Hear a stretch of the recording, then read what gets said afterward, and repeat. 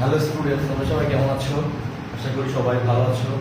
আজকে তোমাদের আলোচনা করব প্রথম অধ্যায় ফিজিক্সের যতগুলো সূত্র আছে প্রত্যেকটা সূত্রের ব্যাখ্যা সহ কোন সূত্র কোন জায়গায় কাজে লাগবে এটা নিয়ে সংক্ষেপে ক্লাসটা একদম সংক্ষেপে সূত্রগুলো তুলে ধরার চেষ্টা করব। ঠিক আছে, তাহলে আজকে যে আমরা সূত্রগুলো শিখবো সেগুলো হচ্ছে প্রথম অধ্যায়ের পরিমাপের সূত্র। আচ্ছা, তাহলে আমরা প্রথম সূত্রে যাই। এখানে প্রথম সূত্রটা হচ্ছে VC = S/N। আমরা গত ক্লাসে VC মানে ভার্নিয়ার কনস্ট্যান্ট বা ভার্নিয়ার ধ্রুবক বের করতে হবে কিভাবে সেই অঙ্কগুলো করেছি। এখন এই VC বের করার যে নিয়মটা আছে গত ক্লাস থেকে তোমরা যদি দেখে নাও তাহলে পারবা।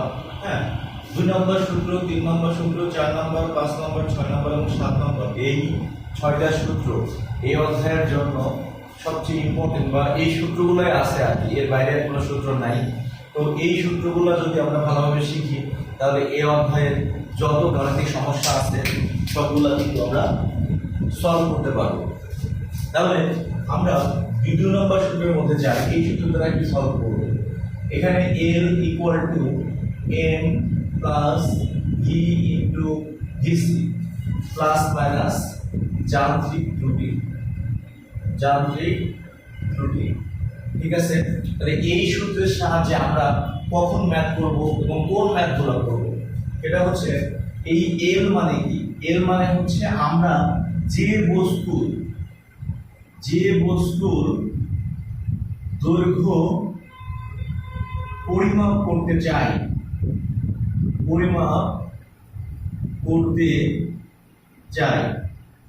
তার মান হচ্ছে L।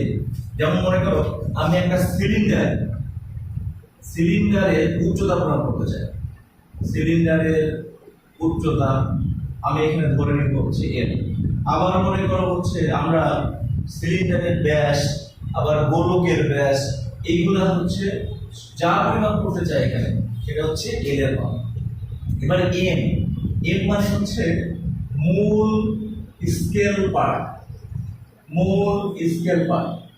এখন এই মূল স্কেল পার্ট কি তোমরা জানো যে ভার্নিয়ার স্কেলের সাথে ছোট আকারের একটা স্কেল থাকে, সেই স্কেলটার নাম হচ্ছে ভার্নিয়ার স্কেল, আর হচ্ছে এই বড় স্কেলটার নাম হচ্ছে মূল স্কেল। তাহলে এই মূল স্কেলে আমরা যখন স্লাইড ক্যালিপার দ্বারা পরিমাপ করব ওখানে মূল স্কেলের একটা মান পাওয়া যাবে, ওই মানটাই হচ্ছে মূল স্কেল পার্ট। হ্যাঁ, আর প্লাস V মানে ভার্নিয়ার সমপাতন।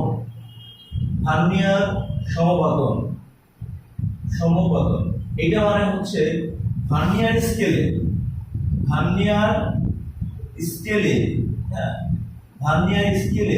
এই ভার্নিয়ার সমপাতন মানে হচ্ছে ভার্নিয়ার স্কেলে যে দাগের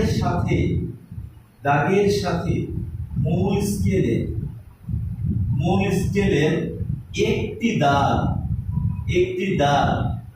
ভার্নিয়ার স্কেলের যে দাগের সাথে মূল স্কেলের একটি দাগ খুবই সুন্দরভাবে এবং স্পষ্টভাবে মিলে যায়। হ্যাঁ, খুব সুন্দরভাবে ও স্পষ্টভাবে মিলে যায়। ওখানে দেওয়া থাকবে, তোমার প্রশ্নে সরাসরি দেওয়া থাকবে যে ভার্নিয়ার সমপাতন 7 বা ভার্নিয়ার স্কেলের এত দাগের সাথে এই দাগটা মিলে যায়, তখন বুঝতে হবে এটা হচ্ছে ভার্নিয়ার সমপাতন। আর VC মানে তোমরা জানোই ভালো করে, এটা ভার্নিয়ার ধ্রুবক।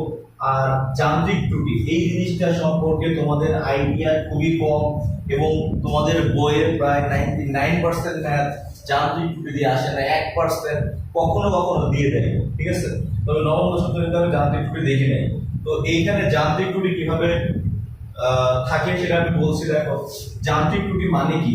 যান্ত্রিক ত্রুটি মানে অনেক সময় দেখা যায় যে মূল স্কেল এবং ভার্নিয়ার স্কেলের মধ্যে কিছু অসামঞ্জস্য দেখা যায়। যেমন কিছুটা স্কেলে একটু বাম দিকে পরিমাপ করতে গেলে বাম দিকে বা ডান দিকে এরকম ত্রুটি পাওয়া যায়। ঠিক আছে, তো এখানে আমি সরাসরি একটা কথা বলবো যে একটা শর্টকাট নিয়ম, এটা হচ্ছে M plus V into VC। যদি ত্রুটি 4 ঘর বামে পাওয়া যায় বামে বললে সরাসরি যোগ করে যান্ত্রিক ত্রুটি লিখবা। আর যদি বলা হয় এটা বামে বললে, আর যদি বলা হয় ডানে, ডানে বললে m plus V into VC minus যান্ত্রিক ত্রুটি।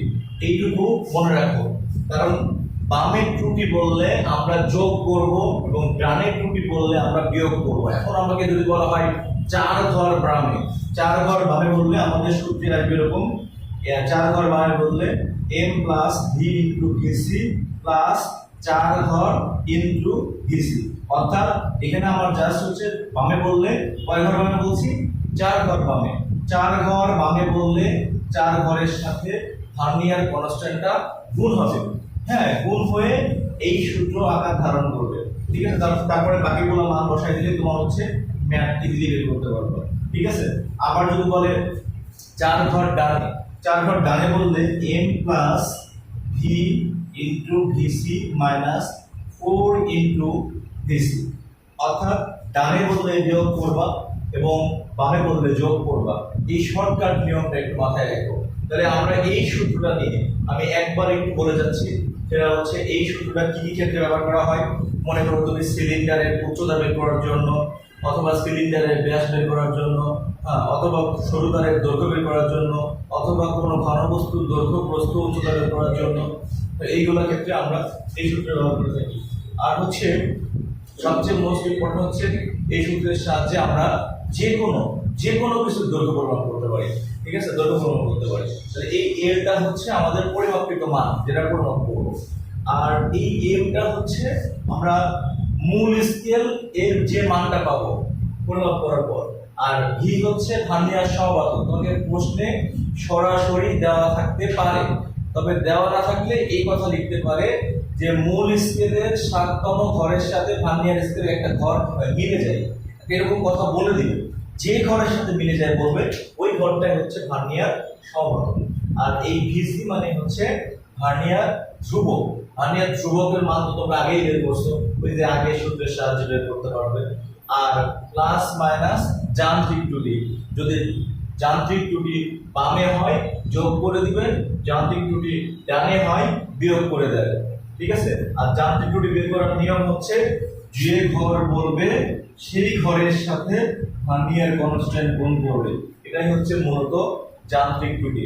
তাহলে এই প্রথম সূত্রের যত ম্যাথ আসবে ইনশাআল্লাহ আমরা ম্যাথ পরবর্তী ক্লাসে পড়াবো, আমি খালি সূত্রের ব্যাখ্যাগুলো এই ক্লাসে দিব। ঠিক আছে, আশা করি এই সূত্রটা তোমরা বারবার দেখলে বুঝতে পারবা।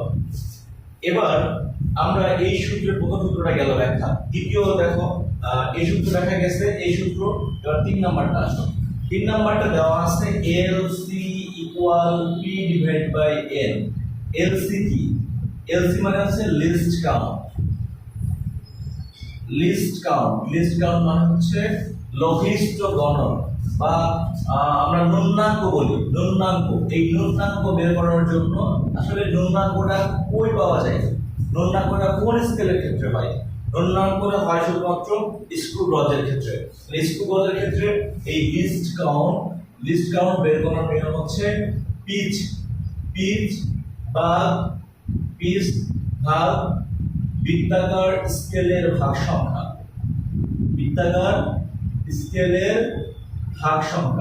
তাহলে তোমাকে দেখো, তোমাকে এখানে দেওয়া থাকবে কি যে পিচ মানে কি।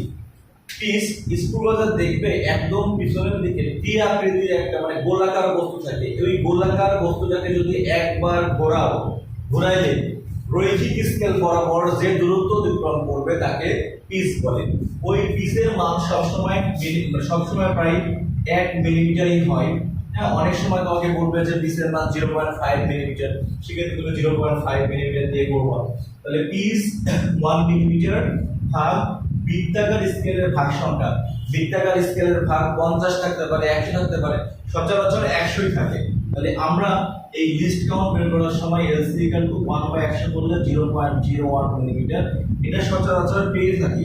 তো তোমাদের মান যদি ডিফারেন্স দেয় তাহলে তোমরা হচ্ছে পিচের মানটাও যদি ডিফারেন্স থাকে তখন তোমার এলসি এর মানটা ডিফারেন্স আসবে। এই এলসি আমাদের কাজে লাগবে হচ্ছে, বা লিস্ট কাউন্ট আমাদের কাজে লাগবে হচ্ছে পরবর্তী সূত্রে, অর্থাৎ 4 নম্বরে আমরা যখন কোনো স্ক্রু গজ দ্বারা কোনো সরু তারের ব্যাসার্ধ নির্ণয় করব, ব্যাস নির্ণয় করব, হ্যাঁ, সেক্ষেত্রে আমাদের এই ডি এর মানটা অত্যাবশ্যক। মনে করো এমন যে যন্ত্র মানে যে বস্তুটা ব্যাস পরিমাপ করা আমরা অনেক সময় ক্ষেত্রে স্লাইড কাগজ দ্বারা পারবো না, সে যন্ত্রের মানে সেই বস্তুটার ব্যাস নির্ণয় করতে অবশ্যই এই স্ক্রু গজটা প্রয়োজন। ঠিক আছে, যেমন সরু তারের ব্যাস নির্ণয় করার ক্ষেত্রে আমরা স্ক্রু গজ ব্যবহার করি। ঠিক আছে, তাহলে এই 4 নম্বর সূত্রের ব্যাখ্যাটা এর সাথে একটু দিয়ে দিই। 4 নম্বর সূত্র হচ্ছে ডি মানে যে কোনো সরু তারের ব্যাস বা যে কোনো সরু তার বলো বা যে কোনো সিলিন্ডারের মধ্যেকার ব্যাস, এই ব্যাস নির্ণয়। এই ডি ইকুয়াল টু পাবো হচ্ছে L, L plus C into L C. এই এল মানে হচ্ছে রৈখিক স্কেল পার্ট, আর সি মানে সার্কেল মানে বৃত্তাকার স্কেল পার্ট। এখানে দুটো স্কেল থাকে, যেমন আমরা স্লাইড ক্যালিপারে শিখছিলাম মূল স্কেল এবং ভার্নিয়ার স্কেল। এখানে থাকে দুটো স্কেল, একটা থাকে রৈখিক স্কেল, রৈখিক, আর আরেকটা থাকে হচ্ছে বৃত্তাকার। এই রৈখিক স্কেল এবং বৃত্তাকার স্কেল, অর্থাৎ এই এল মানে হচ্ছে রৈখিক স্কেল পার্ট, আর এই সি মানে হচ্ছে বৃত্তাকার স্কেল পার্ট, আর এই এলসি মানে হচ্ছে লিস্ট কাউন্ট বা লঘিষ্ঠ গণন। তাহলে এই কয়টা যদি তুমি এই কয়টা রাশি সম্পর্কে তোমার ধারণা থাকে, তাহলে তুমি সহজেই কিন্তু এই ডি এর মান বের করতে পারবে। ঠিক আছে, তাহলে ডি এর মান বের করতে পারবে। আচ্ছা, এরপরে আমাদের সবচেয়ে এই অধ্যায়ের ম্যাথ বেশি আসে, সেটা হচ্ছে এই 7 নম্বর সূত্রের। আর এই 5 নম্বর এবং 6 নম্বর সূত্রের ম্যাথ কম আসে, তবুও ম্যাথের মধ্যে আমাদের মাঝে মাঝে প্রয়োজন হয়। এটা হচ্ছে 5 এবং 6 নম্বর সূত্র। এই 5 এবং 6 নম্বর সূত্র সম্পর্কে আমি বলি একটু। এটা হচ্ছে ত্রুটির সূত্র।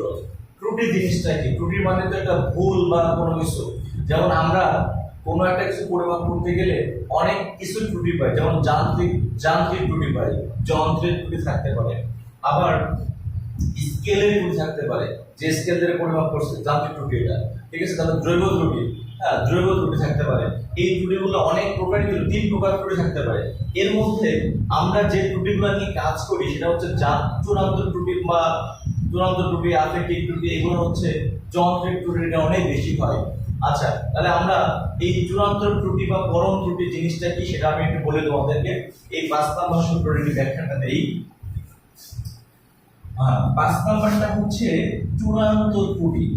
এই চূড়ান্ত ত্রুটি মানে দেখো, তুমি যদি কোনো একটা স্কেল দ্বারা, মনে করো এইটা একটা স্কেল, এই স্কেলে তোমার দাগ কাটা আছে সর্বনিম্ন মিলিমিটার, সর্বনিম্ন পরিমাপ করা যায় হচ্ছে মিলিমিটার এককে। তাহলে এটার চূড়ান্ত ত্রুটি কি হইতে পারে বা পরম ত্রুটি কি হইতে পারে? হ্যাঁ, আমি মনে করো একটা বস্তু নিলাম, যে কোনো একটা বস্তু নিলাম, নিয়ে পরিমাপ করে দেখছি যে এই বস্তুটার পরিমাপ করে আমি দেখছি যে 4 এর চেয়ে একটু বেশি হচ্ছে, হ্যাঁ, একটু বেশি হচ্ছে, কিন্তু 5 আর হচ্ছে না। তাহলে 4 এর চেয়ে একটু বেশি হচ্ছে কিন্তু 5 আর হচ্ছে না। তখন আমরা মাঝখানে কোনো একটা অবস্থা, যে 4 এবং 5 এর মাঝখানে কোনো একটা অবস্থায় এই বস্তুটার পরিমাপ আছে। তাহলে কিভাবে হিসাব করবো? তাহলে এখন খেয়াল করো যে এই স্কেল দ্বারা সর্বনিম্ন আমরা 1 মিলিমিটার পরিমাপ করতে পারি। তাহলে এই চূড়ান্ত ত্রুটি হবে এই 1/2, মানে এক কথায় মূল স্কেলের ক্ষুদ্রতম এক ভাগের দৈর্ঘ্য 1 মিলিমিটার, আর আমি ভাগ করছি সূত্রের 2 দ্বারা, ভাগ করলে পাবো 0.5 মিলিমিটার।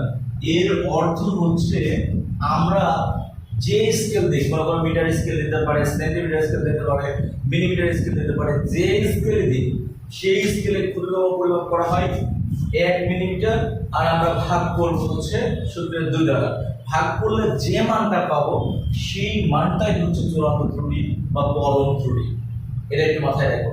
অর্থাৎ সর্বনিম্ন পরিমাপিত মান, ওই স্কেলের সর্বনিম্ন পরিমাপিত মান, আর হচ্ছে ভাগ 2, এটাই হচ্ছে চূড়ান্ত ত্রুটি।